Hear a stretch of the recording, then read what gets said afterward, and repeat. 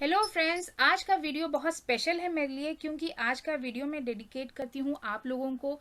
ये सवाल मुझे आप ही से आया था और मुझे ये सवाल इतना अच्छा लगा कि आई फेल्ट कि इस पर वीडियो बननी ही चाहिए और ये आपके एग्जाम में आ सकता है। तो आज का जो फोकस है वो है adolescence as a period of stress and strain. आप इसमें क्या लिखेंगे, किस तरह इसे एक्सप्लेन करेंगे, इसके बारे में हम सारी डिटेल बात करेंगे। चलिए जल्दी से शुरू करते हैं।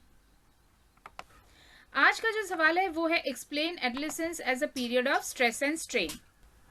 क्वेश्चन जब आपका आता है कि explain adolescence as a period of stress and strain, तो पहले आप एडोलेसेंस कौन सा पीरियड है, कब से शुरू होकर कब खत्म होता है वो लिखिएगा। उसके बाद आप आइएगा कि एडोलेसेंस जो वर्ड है वो कौन से लैटिन वर्ड से डिराइव्ड है, उसका मीनिंग क्या है।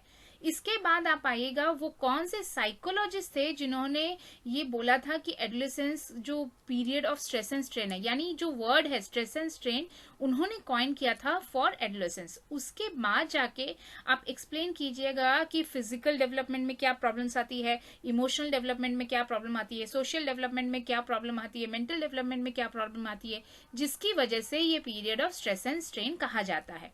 तो आप लिखिएगा कि adolescence represent a period of rapid growth and development which emerge from letter childhood too early adulthood. यानी एडोलेसेंस ये वो पीरियड होता है जिसमें रैपिड ग्रोथ एंड डेवलपमेंट होता है और ये इमर्ज करता है लेटर चाइल्डहुड के बाद से कब तक, अर्ली एडल्टहुड तक।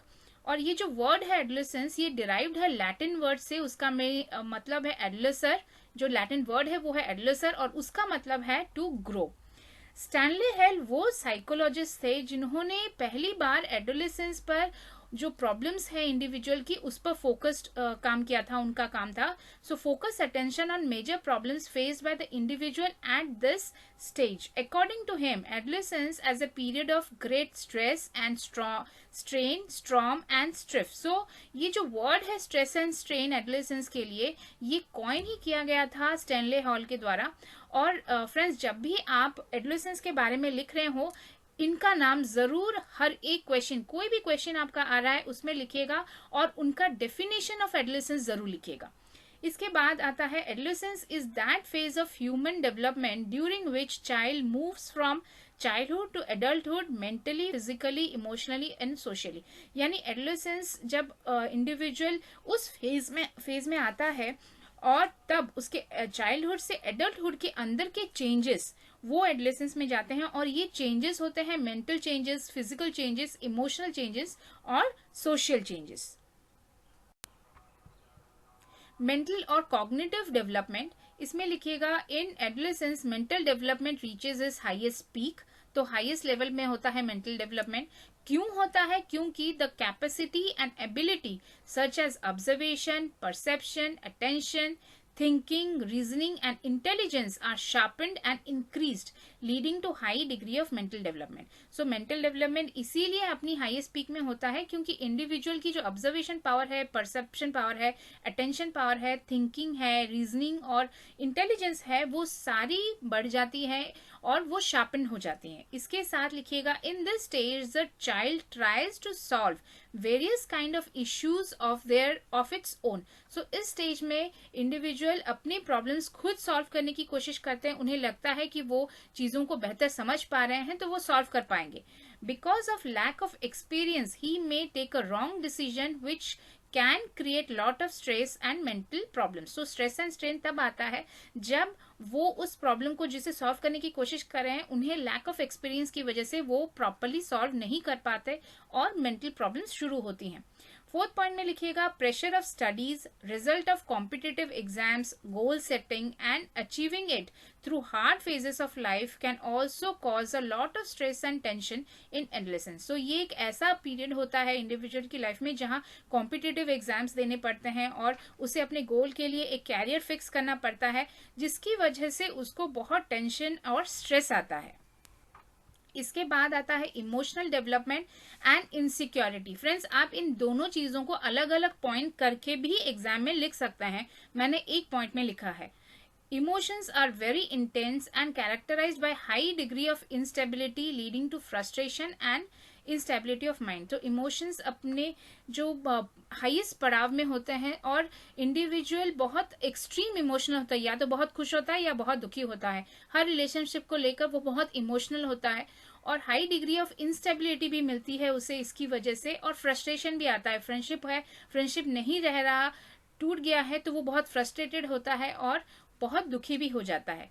सेकेंड में लिखिएगा his emotional development becomes complex by the experience he gets in his environment. So उसके एनवायरमेंट में अगर उसे इमोशनल सपोर्ट नहीं मिल रहा तो उसका इमोशनल डेवलपमेंट कॉम्प्लेक्स हो जाता है और वो डेवलप करता है fear, anxiety, inferiority complex, mood of depression, feeling of secretiveness and shyness. तो ऐसी चीजें भी एडोलेसेंट डेवलप कर लेते हैं अगर उन्हें इमोशनल स्टेबल एनवायरनमेंट नहीं मिलता, घर पे हो, स्कूल में हो, और इसकी वजह से ऐसी नेगेटिव चीजें डेवलप हो जाती हैं। थर्ड में लिखिएगा adolescent are dependent on their parents for fulfilment of their need and wants to be independent. So adolescent अपनी हर एक चीज के लिए पेरेंट्स के ऊपर डिपेंडेंट होते हैं पर चाहते हैं कि वो इंडिपेंडेंट हो। If these needs are completely ignored they feel they develop stress. तो और अगर ये जो नीड्स है उनकी, अगर बेसिक नीड्स भी प्रॉपरली फुलफिल नहीं हो पा रही तो उनमें कॉम्प्लेक्स डेवलप होता है और ये एक स्ट्रेस भी क्रिएट करता है, मेंटल स्ट्रेस क्रिएट करता है उनमें। फोर्थ में लिखिएगा they do not tolerate the over strictness of parents and teachers, they want freedom of self expression and self determination. तो यहाँ जो ऑलरेडी जो लेटर चाइल्डहुड में बच्चे पेरेंट्स जो बोलते थे उसे स्ट्रिक्टली फॉलो करते थे, पर यहाँ अपनी मेंटल डेवलपमेंट की वजह से जहाँ वो खुद एनालाइज कर पा रहे हैं, सोच पा रहे हैं, तो वो नहीं चाहते एक स्ट्रिक्ट एनवायरनमेंट में रहें, चाहे पेरेंट्स के द्वारा या टीचर्स के द्वारा, और अपने को वो एक्सप्रेस करना चाहते हैं, अपनी बात दूसरों को सुनाना चाहते हैं। इसकी वजह से भी स्ट्रेस एंड स्ट्रेन आता है क्योंकि हर वक्त ऐसा एनवायरनमेंट उन्हें नहीं मिलता जहां वो सेल्फ एक्सप्रेस कर पाए। थर्ड में आता है सोशल डेवलपमेंट।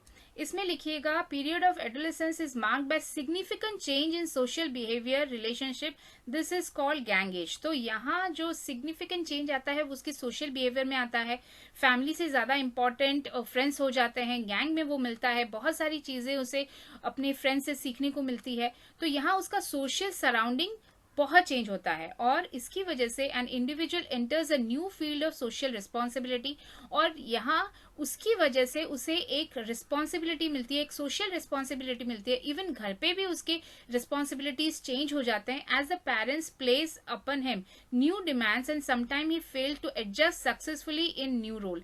तो यहाँ पेरेंट्स कभी कभी उन्हें बड़ा सोचते हैं तो उन्हें ऐसी रिस्पॉन्सिबिलिटीज देते हैं जो बड़ों के लिए हो, और वो उसे अगर फुलफिल नहीं कर पा रहे तो ये स्ट्रेस क्रिएट करता है। थर्ड में लिखिएगा social consciousness develop in adolescent and he faces problem in accepting costumes, tradition, social values and conduct which he doesn't understand. So हर चीज को वो खुद एनालाइज करने की कोशिश करता था और जो चीजें उसे नॉर्मल लगती थी लेटर चाइल्डहुड में, अब उसे वो चीजें समझ में नहीं आती और बहुत सारी कस्टम, ट्रेडिशन, सोशल वैल्यूज जो हैं जो उसे समझ में नहीं आती वो उसे एक्सेप्ट ही नहीं करना चाहता, और ये क्रिएट करती है problems with in adult and adolescent. Fourth में लिखिएगा this stage is called gang as, he joins gangs which influence his interest, attitude and value. Wrong gang can develop criminal and anti social behaviour in adolescence. तो यहाँ adolescent gang as कहा जाता है adolescence को, और वो join करते हैं गैंग्स क्योंकि वो उसकी इंटरेस्ट को इन्फ्लुएंस करता है, एटीट्यूड को इन्फ्लुएंस करता है, वैल्यूज को इन्फ्लुएंस करता है, और अगर ये गैंग सही नहीं हो तो वो क्रिमिनल एटीट्यूड भी डेवलप कर सकता है या एंटी सोशल बिहेवियर भी डेवलप कर सकता है। इसके बाद आता है physical development and sexual energy. It is a period of rapid physical growth and development and human body attains in final develop shape. ये तो यहाँ growth and development highest peak होता है और फाइनल एडल्टहुड का जो शेप होता है यहाँ अटेन कर लेता है individual. Adolescents find it difficult to cope up with the changes and feel awkward and are naturally more preoccupied with their physical appearance. So यहाँ rapid physical development की वजह से वो खुद को लेकर कभी कभी awkward feel करता है और अपनी look को लेकर हमेशा conscious रहता है और उसकी वजह से stress and strain create होता है। थर्ड में लिखिएगा sexual energy creates problems like anxiety, guilt and adjustment problems which leads to stress and strain. यहाँ सेक्सुअल कैरेक्टर्स की भी डेवलपमेंट होती है और सेक्सुअल जो एनर्जी होती है वो प्रॉब्लम्स क्रिएट करती है, जैसे कि एंजाइटी, गिल्ट और एडजस्टमेंट में प्रॉब्लम्स, जो स्ट्रेस एंड स्ट्रेन क्रिएट करता है। लास्ट है economic independence. He wants to be independent and follow his dreams, but uncertainty of job, future and expectations of family after years of studies causes stress and strain in adolescence। तो adolescents independent होना चाहते हैं, अपने dreams को follow करना चाहते हैं, पर फैमिली की एक्सपेक्टेशंस, जॉब की अपॉर्चुनिटीज, फ्यूचर की अनसर्टनिटी, इवन इफ बहुत साल के पढ़ने के बाद भी जॉब की अनसर्टनिटी उनके अंदर स्ट्रेस एंड स्ट्रेन की फीलिंग्स लाती है। तो फ्रेंड्स, इसी के साथ ये सवाल फिनिश होता है। फ्रेंड्स, अगर आपको मेरा पढ़ाने का तरीका अच्छा लग रहा है तो इसे लाइक कीजिए, फ्रेंड्स के साथ शेयर कीजिए, सब्सक्राइब करना बिल्कुल मत भूलिएगा और मुझे कमेंट्स लिखते रहिए। Thank you.